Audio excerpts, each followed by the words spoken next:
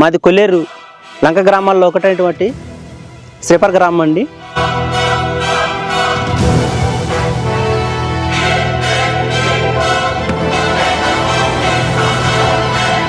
గ్రామంలో ఉన్న సమస్య, మన కొల్లేరులో ఉన్న సమస్య, మనకి ఏం కావాలి, మన కొల్లేరులో ఉన్న వాళ్ళకి ఏం చేస్తే ఏం బాగుంటుంది.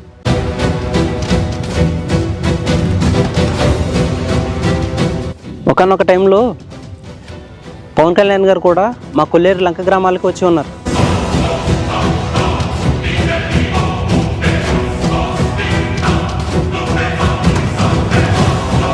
ప్రతి ఒక్కరు కూడా ఒక్క తాటిపైకి వచ్చి ఈ రోజు నాడు మన అనేవాళ్ళు బయటకు రాకుండా ఎప్పట్లాగానే ఉంటే మన మనుగడే ప్రశ్నార్థకంగా ఉంటుంది. మాది కొల్లేరు లంక గ్రామాల్లో ఒకటైనటువంటి శ్రీపర్ గ్రామం అండి.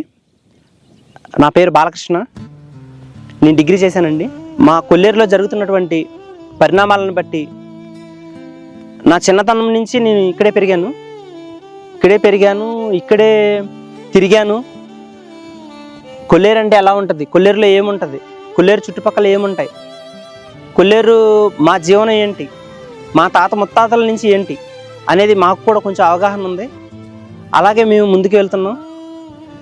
కానీ ఇప్పుడు జరుగుతున్న పరిణామాలను బట్టి నాలాంటి వాళ్ళు చాలామంది చదువుకుని నిరుద్యోగులు ఉన్నారు. వాళ్ళు వలసబాట పట్టి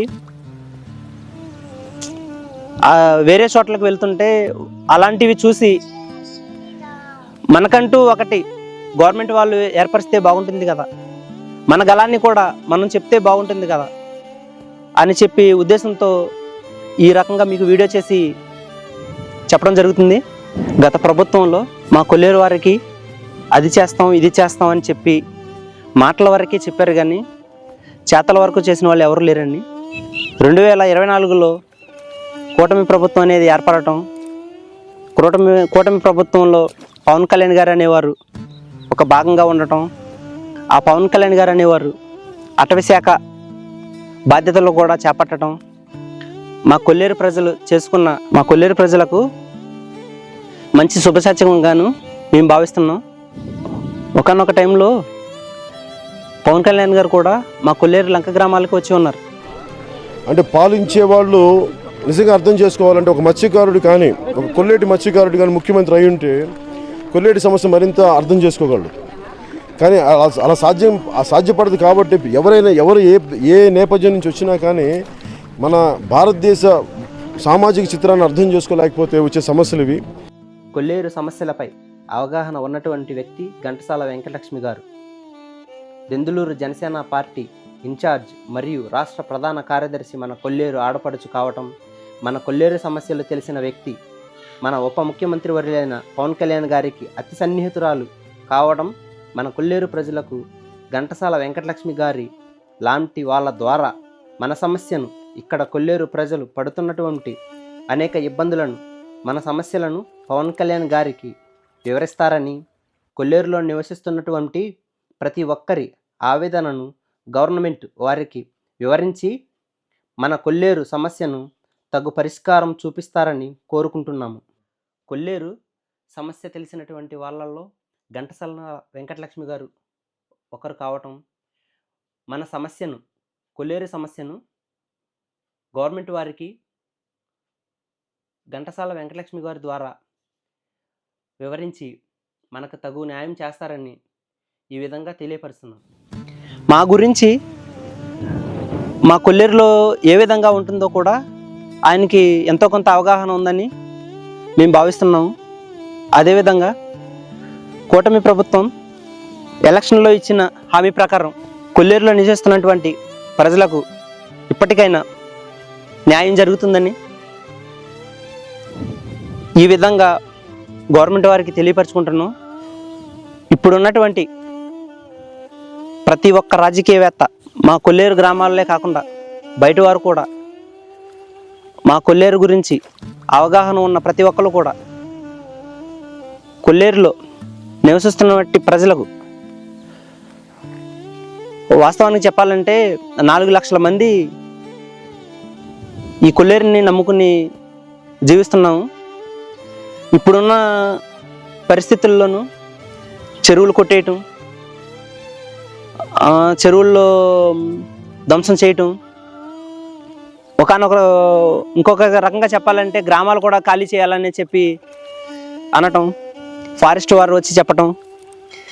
ఈ భయానక స్థితిలో ఇక్కడున్న ప్రజలకు ఏం చేయాలో తెలియక చాలామంది ఇబ్బంది పడుతున్నారు.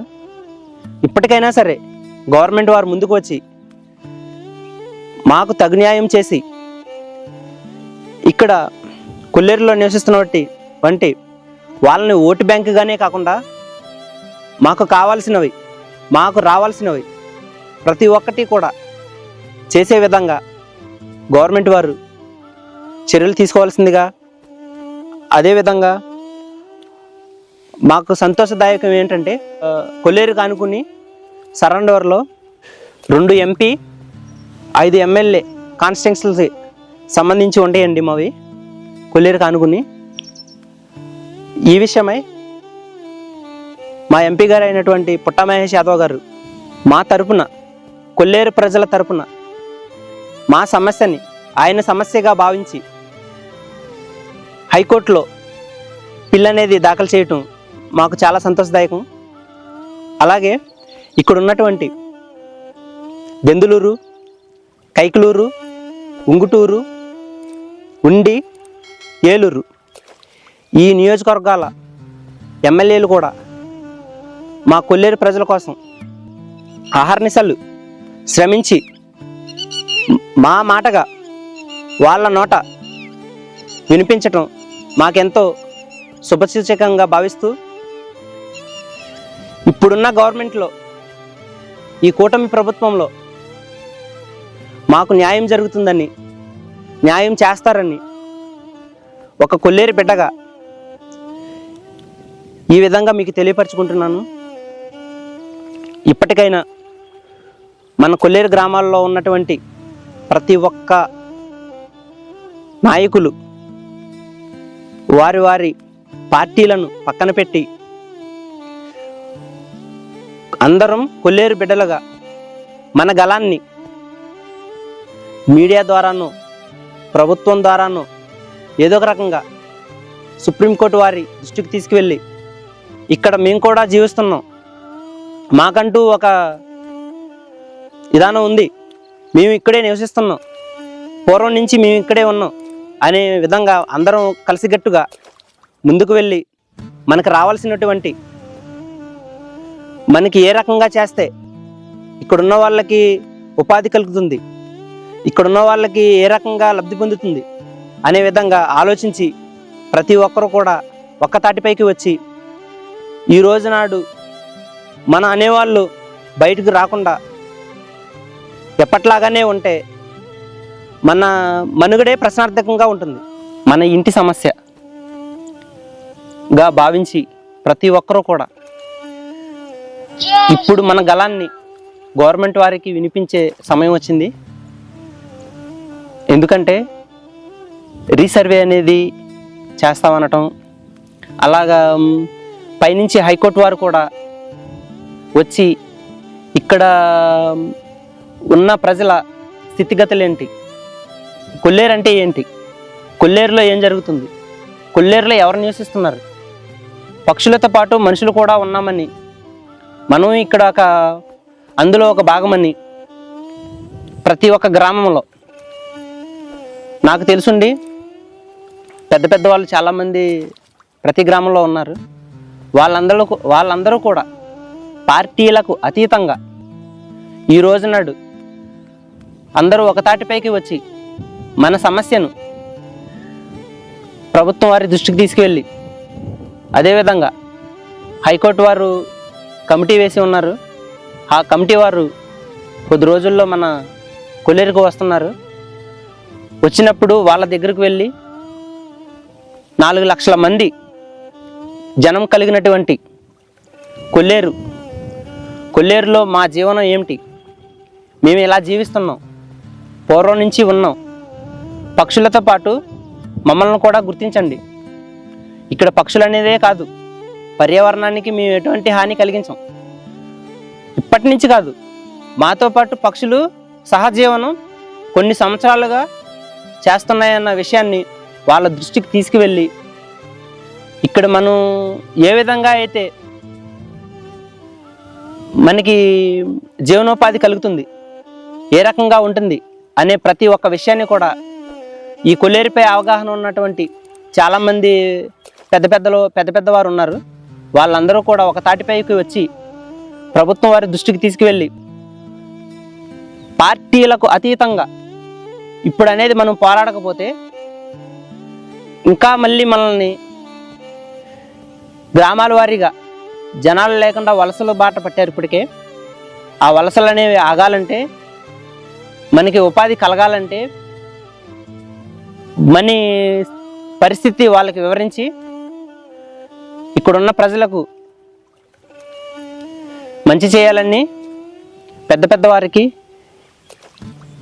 ఈ విధంగా తెలియపరుస్తున్నాను. ప్రతి ఒక్క గ్రామంలో చదువుకున్న వాళ్ళు చాలామంది ఉన్నారు. వాళ్ళ గ్రామంలో సమస్యలను, వాళ్ళ గ్రామంలో ఏమేమి కావాలి, మౌలిక సదుపాయాలు ఏమి ఉండాలి, ఏం కావాలి అని చెప్పి చదువుకున్న వాళ్ళు ప్రతి ఒక్కళ్ళు బయటకు వచ్చి ఈ రోజు నాడు ప్రభుత్వం వారి దృష్టికి తీసుకువెళ్తేనే తప్ప మనకెందుకులే, మన పనేదో మనం చేసుకుందాం, మనం ఇలాగే ఉందామంటే ఎప్పటికీ మనం ఇలాగే ఉంటాం. దీన్ని దృష్టిలో పెట్టుకుని ప్రతి ఒక్కరు కూడా ముందుకు వచ్చి వారి గ్రామంలో జరిగే సమస్యలు, వాళ్ళకి కావాల్సినవి, ఇప్పుడు కొల్లేరులో మనకి ఏం కావాలి, కొల్లేరులో మన పెద్దలు వాళ్ళు వేటాడుకోవడానికి ఏమి కావాలి, వాళ్ళు వేటాడుతున్నారు సరే, వాళ్ళ తర్వాత మనం ఉన్నాం, మనకేం కావాలి, మనం చదువుకుని ఇలాగే ఉన్నాం, మనకి ఏం కావాలి దాన్ని పరిగణలోకి తీసుకుని ప్రతి ఒక్కరు కూడా, నిరుద్యోగులు అనేవాళ్ళు కూడా వారి గ్రామంలోనూ నాలాగే ముందుకొచ్చి, అంటే ఈ వీడియో చేసి వదలటానికి కూడా కారణం ఏంటంటే, నాలాంటి చాలామంది చదువుకున్న వాళ్ళు మన కొల్లేరులో చాలామంది ఉన్నారు, ప్రతి గ్రామంలో ఉన్నారు. వచ్చి వారి గ్రామంలో ఉన్న సమస్య, మన కొల్లేరులో ఉన్న సమస్య, మనకి ఏం కావాలి, మన కొల్లేరులో ఉన్న వాళ్ళకి ఏం చేస్తే ఏం బాగుంటుంది, మన గ్రామాలను అభివృద్ధి చేసుకోవాలని ఈ విధంగా మీకు వీడియో ద్వారాగా తెలియపరుస్తున్నాను.